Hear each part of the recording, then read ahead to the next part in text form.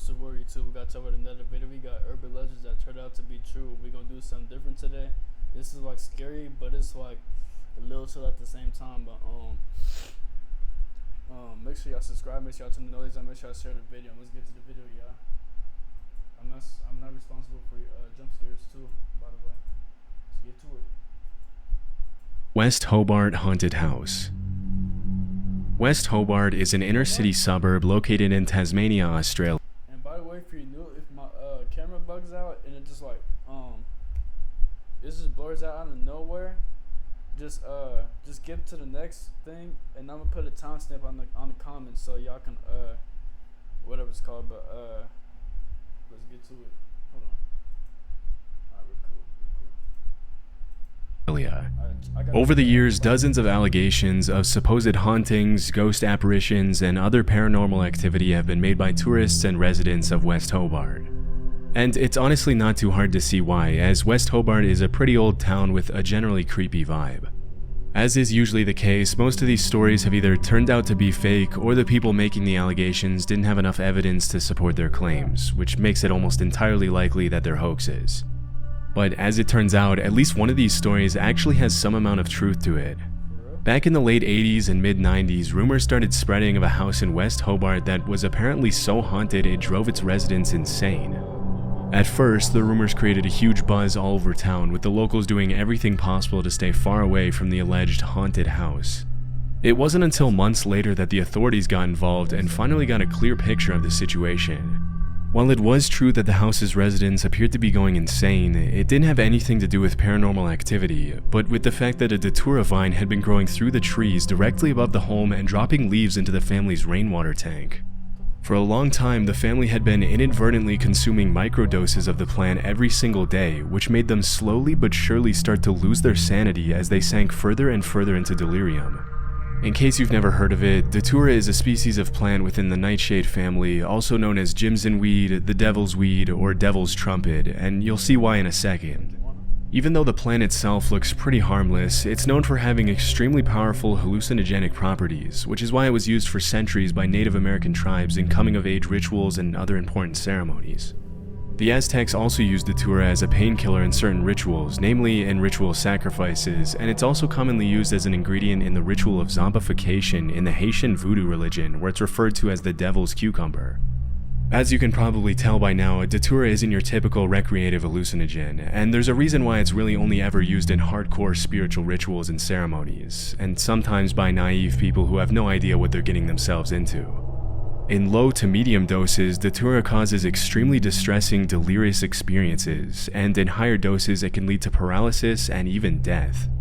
Nowadays, datura is recognized by most tribes as a highly toxic and dangerous plant, and have understandably stopped using it. That's crazy. Before we move on, I wanted to take a minute to talk about War Thunder, the sponsor of this video.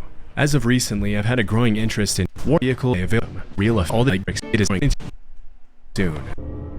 If you were to somehow go back to the 70s and spend some time in Staten Island, it probably wouldn't take you long to hear about an urban legend of a man named Cropsey. As the story went, Cropsey was a serial kidnapper and killer who lost his son and resorted to stealing other people's children to deal with his grief. According to the legend, Cropsey also had a hook for a hand. But that remind me of not the Leatherface dude, but what is his name, bro? I don't remember his name, but it's just like, bro, it's weird. The scars, burns, and open wounds covering his entire face and body, and a generally horrifying appearance. Bro, Scarecrow, yeah, that's what it is. That remind me of Scarecrow, bro. And it's just like, you know when they stick it like that, and they put like a stick, and he just like stand there like that, and just like this, just like unalive and everything like that. That's what type of vibe I get from that. And bro, killing other kids cause your kid passed away is crazy, bro. And like considering the mass areas of uninhabited woodlands, it's not all that unexpected that a tale like the legend of Cropsey would make it into the mainstream culture at some point. Unfortunately, this wasn't just a tall tale made up by Staten Island parents to keep their kids from venturing too far into the woods and getting lost. Although the legend has some obviously made up elements such as the hooked hand and the horrifying scars and burns, at some point in the early 70s, children in Staten Island really did start disappearing. That's when the line between legend and reality started to blur, and the story of the real Cropsey immediately replaced the urban legend. This is the real story. Andre Rand was a man from Manhattan who was born in 1944 and moved to Staten Island in the late 60s. After working for 2 years at the infamously brutal Willowbrook State School for Children with Disabilities, Rand was arrested in 1969 and served over a year in prison for the attempted attack of a 9-year-old girl. As soon as he was released 16 months later, reports started cropping up of more little girls disappearing all over Staten Island, including 5-year-old Alice Pereira, who was playing in her building's lobby when she suddenly disappeared without a trace. Over the next decade, Rand was the prime suspect in the disappearances and deaths of several other young girls in the area. But it wasn't until 1983 when he picked up 11 kids from a local YMCA and brought them fast. Whoa! 11 kids? Bro, that's basically like a small classroom, bro. What, bro? I don't know how these people do this. Like, bro, this is crazy as hell. Like their own. I wonder if there's like their own consciousness is like want them into doing it, or just like a demon just like telling them like get them kids and he's just controlled by a demon. I think it's like it's probably both, but it's probably had to go with the him with his own conscience, because God gave us a free will and he gave us the choice to do whatever we want. But this, what the hell, bro? Food before taking them to the airport that he was finally arrested and sentenced to 10 months in prison again. Throughout the 70s and 80s, dozens of young kids disappeared in Staten Island, and although Rand was often the last person to be seen with them, there was ultimately never enough evidence to put him away for a long time. For many years, he would often be seen hanging around young kids, going on walks with them, and even taking them to lunch and dinner with him at local restaurants.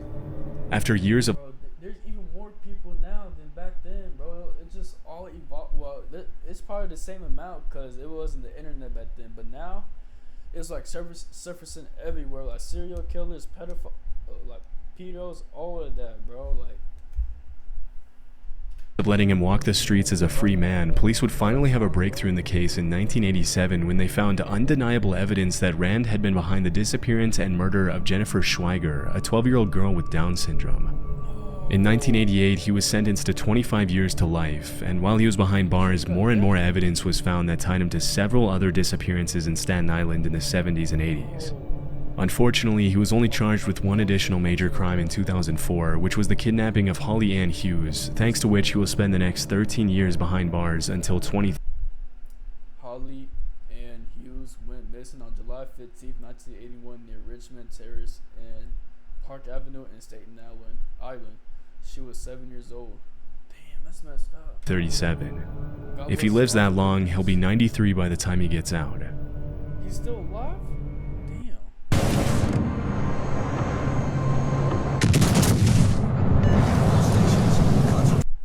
The Maine Hermit.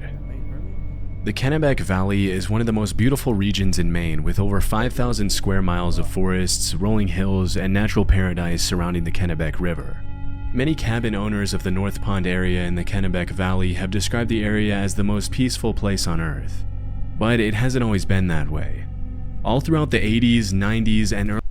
I mean, it's the most peaceful. Like, when it gets too quiet, and you be like, if you hear all quietness, and like just imagine in your head right now, like all quietness in the woods, and then you just all by yourself, and just like you're like all your surroundings, like it's nighttime too, and then if you got a flashlight, you might be cool, but if you don't got a flashlight, you're cooked, bro. Cause one of them creatures or demons or all that's gonna hunt you down, bro. That's like crazy shit. Like, bro, do that shit on your own risk, bro, or at least do it with like 4 people minimum, and that's it. Cause never in my life I would never go to a woods by myself, bro. Cause that is just weird. Early 2000s, there were reports of over 1,000 break-ins in the North Pond cabins. For decades, nobody knew who was responsible for the thefts, especially since they were always carried out when there was no one. Oh, y'all have to keep on checking the thing because my screen won't blur. Cause if it blurs, I'm gonna just stop it, and I'll just wait till goes to normal. Y'all gonna see if it happens. Went home. As the cabin owners soon noticed, the break-ins seemed to follow a pattern, always peaking in the days before Memorial Day and after Labor Day. As for the stolen items themselves, they ranged from food to cooking utensils to books to propane tanks to toiletries of all kinds.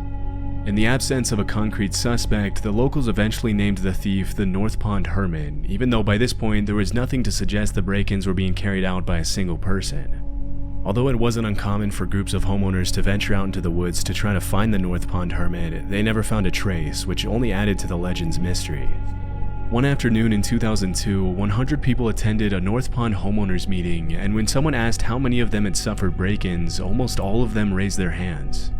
As you can probably guess, the North Pond Hermit quickly turned into somewhat of a boogeyman, with the legend frequently being shared over campfires in the area. For years, nobody thought that the person or people behind the break-ins would ever be found. But in April 2013, a man named Christopher Thomas Knight was arrested in the middle of the woods in the North Pond area by an officer who had made it his sole mission to bring the thief to justice. As soon as he was brought to the police station, the cops asked him why he wasn't answering any of their questions. At first, it seemed as though he was having trouble speaking, but eventually he responded that he was ashamed of himself. As it was later revealed, Christopher had been living out in the middle of the woods by himself in an unheated nylon tent, surviving only on the things he stole from nearby North Pond cabins. Shockingly, he had survived winter temperatures of 20 degrees. I ain't gonna lie, I was expecting something to be worse, but I don't know, cause homeless people out here is getting worse day by day, and like homeless people, they try their best to find like shelter, food, water, all that, and I don't know. Stealing's not a good thing, but I don't know, man. It's just like God bless them, and I don't know. It's just messed up. Below zero for years and hadn't been to a doctor or taken any medicine for 3 decades. He seemed like a cool dude without stealing stuff. Like, I thought it was gonna be like a way worse outcome, but just like. Most incredible about the hermit's story is that for the entire time he lived in the woods, he didn't have a single conversation with another human being, except for one time when he ran into a hiker and only said hi. Understandably, Chris had lost interest in keeping track of time, so when he was asked how long he had been in the woods by himself, he replied, since the Chernobyl nuclear meltdown, which took place in 1986. As investigators later found out, he was 20 years old when he decided to become a hermit, just a couple of years after high school, although he never gave the authorities a real reason why he decided to disappear. In all his years of isolation, he went to extreme lengths to preserve his privacy. He never lit fires, only moved at night, and hadn't had any kind of communication with the rest of society for more than half of his life. He'd never driven a car, sent an email. Bro, I said 3 years, that's almost half of his life. Wow. Damn. Or even known what the internet was until his arrest. Interestingly, as the cops dug deeper and deeper into his story, they realized that his only real possessions were his glasses, which he had been wearing for 30 years and could even be seen in his Lawrence High School yearbook picture from 1984. Everything else, down to his underwear and jacket, had been stolen. After the investigation, Knight was sentenced to 7 months in prison, after which he once again disappeared. According to the cops, he's now living a quiet, peaceful life in rural Maine. Hey, God bless him. Hopefully God heals him.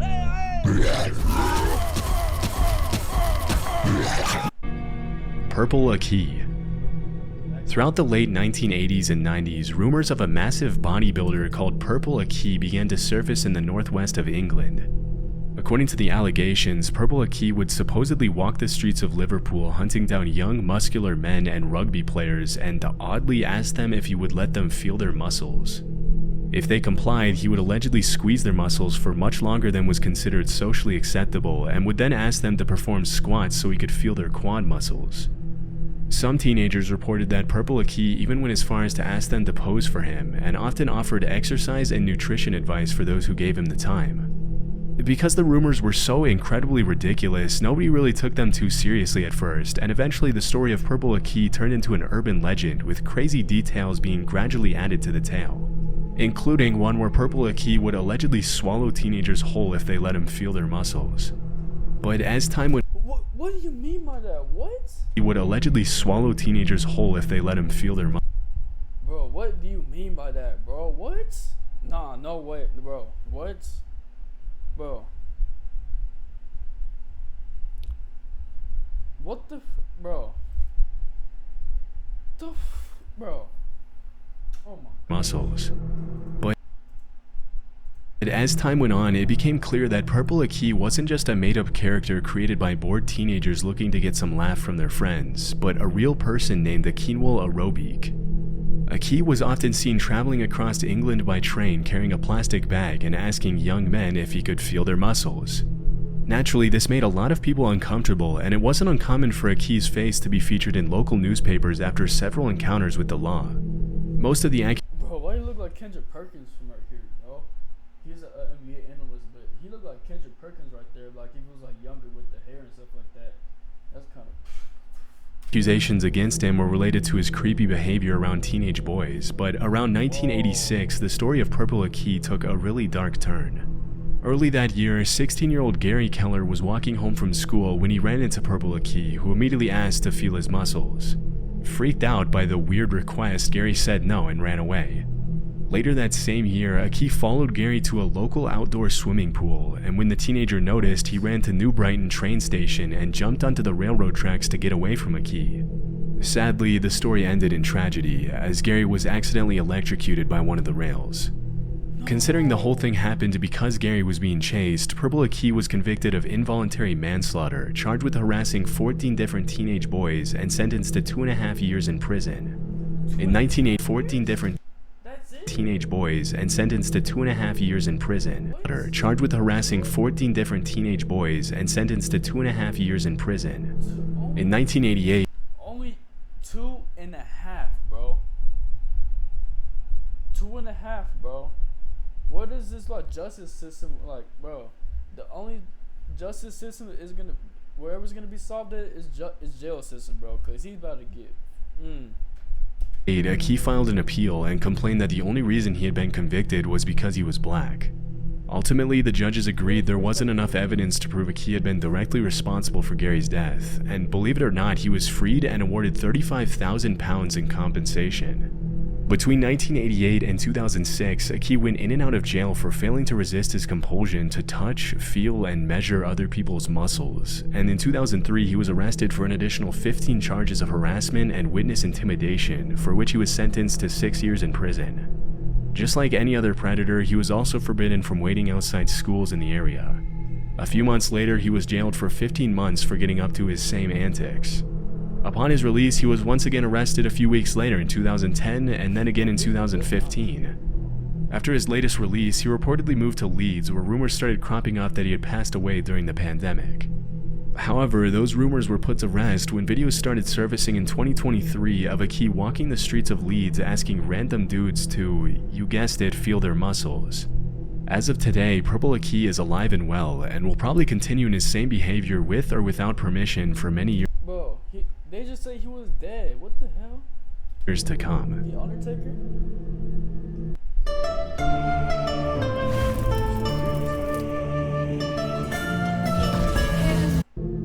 Les Loyen. According to a Swiss urban legend, people have allegedly been running into a mysterious human-like figure in the Fribourg forest in the western part of the country near the town of Mals since the early 2000s. Based on the dozens of allegations that surfaced over the years, the figure has been described as being around 6 feet tall and always wearing a vintage-looking gas mask covering his entire face, a boiler suit, and a cloak. Most people who supposedly ran into the figure reported he or she was completely harmless, but this didn't make the encounters any less terrifying, and it wasn't uncommon for people to report the figure to the police when their children reported feeling scared. As expected, it didn't take local residents long to start adding their own crazy twist to the story, with some claiming that the creature was the ghost of a mentally unstable soldier, while other popular theories assured it was an alien. For a while, the story was classified as an urban legend, and the mysterious humanoid was given the name Les Loyen, also known as the Ghost or the Hermit of Mals.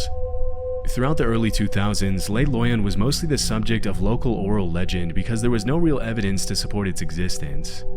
But in 2013, the story gained international attention when the Swiss/French newspaper Les Matins published the first ever photograph of Les Loyen, which was sent in by a hiker. After the photograph was published, there was no turning back, as people from Backwards or facing forwards, because you can see like the back of his head, like you see a little smile and 2 eyes right here. I don't know, that's weird, but I don't know. We're gonna figure it out. from all over the country started to make trips to the woods outside malls for a chance to catch a glimpse of Lei Loyan. The last known sighting of Lei Loyan took place in June 2013 when a local woman named Marianne Desclous saw the figure clutching a bunch of flowers as she was walking outside. Later that year, Lei Loyan's clothes were found in the middle of the woods along with a wooden note titled "The Death Certificate and Will of the Ghost des Malls." In the letter, Lei Loyan accused the media of having murdered a harmless being by revealing its existence and turning him into a circus freak. The letter also mentioned that due to the unwanted attention, Lei Loyan had to abandon its daily walks, which were referred to as happiness therapy in the letter. After the cryptic note was published in the newspaper, many people concluded that Lei Loyan had taken its own life, although this has never been confirmed. As of 2024, nobody has ever seen Lei Loyan's true face, and many people have theorized that the figure was possibly a woman with a facial disfiguration who didn't want people to see her, which is supposedly why she wore the gas mask. But this line of reasoning will probably remain unconfirmed forever. The Bunny Man. In the early 70s, dozens of locals started reporting that a man dressed up as a bunny had started haunting the residential neighborhoods around DC, Maryland, and Northern Virginia. Although dressing up as a bunny in itself seems pretty harmless, what made the encounters a little scarier was that the guy would allegedly threaten children on the street with an axe and frequently vandalize people's property for no apparent reason. Even though sightings of the so-called Bunny Man were pretty rare, they seemed to follow a pattern, as the man usually appeared in secluded locations where there weren't a lot of witnesses. The story itself has a lot of elements of a typical urban legend and is kind of hard to believe, but through my research I found that it's all loosely based on a true story. In 1970, a couple was parked in a driveway close to a bridge on Colchester Road in Fairfax County when suddenly a random guy appeared out of nowhere, yelled at them for allegedly trespassing, and threw a hatchet at their car. Terrified, the couple left the area immediately before they had a chance to get a good look at the guy. As they reported the incident to the police, they mentioned the guy had been dressed in light-colored clothing and may or may not have been wearing something white on his head. Although the couple never mentioned anything about a bunny in their statement, as soon as the story hit the news, people started claiming that the hatchet thrower had been wearing bunny ears. Pretty soon, rumors of a man in a bunny suit threatening kids in the woods with a hatchet started surfacing all over the DMV area, and as the years went by, the stories got wilder and harder to believe. Over time, the legend of the Bunny Man has become pretty mainstream, with the bridge on Colchester Road even being renamed as Bunny Man Bridge. As of the uploading of this video, the legend has now been standardized and goes something like this. In 1904, there was allegedly an asylum close to the bridge on... If that ever comes up to me, bro, if I have like a this in a situation, I'm like, bro. Colchester Road. As soon as it was built, a bunch of Fairfax County residents started complaining about the idea of having an asylum full of mental patients so close to their homes, so the authorities supposedly put all the patients in a bus and transferred them to a nearby prison. But on the way to the prison, the bus crashed and all the patients escaped. As the story goes, a few hours later the cops had successfully located and brought back all the patients except for one guy by the name of Douglas Griffin. This is where the legend gets a little weird. Allegedly, the fugitive patient hid in the woods from the authorities for weeks. As the days went by and the cops did everything to find him, rabbit corpses started to appear in the middle of the woods, which led everyone to believe Douglas was eating bunnies to stay alive. Then, one Halloween night, a group of kids were hanging out near the bridge on Colchester Road when they suddenly saw a Why does that bridge look familiar though? Like this thing right here, that shit looks like oddly familiar. Blue orb flashing in midair. A second later, they were all strung up like bunnies hanging from the bridge. As the legend goes, if you go to later, they were all strung up like bunnies hanging from the bridge. As the legend goes, if you go to Bunny Man Bridge on Halloween night at midnight, the same thing will happen to you. Obviously, none of this is true, but it just goes to show how much of an impact the story of the Bunny Man has had on mainstream Virginia, DC, and Maryland culture. Nowadays, there's even Bunny Man has had on But you can see the eyes too, bro, like right here. That looks black. mainstream Virginia, DC, and Maryland culture. Nowadays, there's even Bunny Man t-shirts, a Bunny Man horror movie franchise, Bunny Man beer, and everything in between. Needless to say, the area surrounding the railroad overpass near Fairfax Station is now a major attraction for both tourists and locals alike, and will probably remain that way for many years. No, that's crazy, bro. But this was like a weird good video, and shout out to what's his channel's name? Chillin'. Shout out to Chillin' Scares and everything like that. Make sure y'all to check out his YouTube channel. Make sure y'all watch his videos. But make sure y'all subscribe to my YouTube. Make sure y'all like the video. Make sure y'all share the video. Make sure y'all do everything. And I'm gonna see y'all in the next video. Love y'all.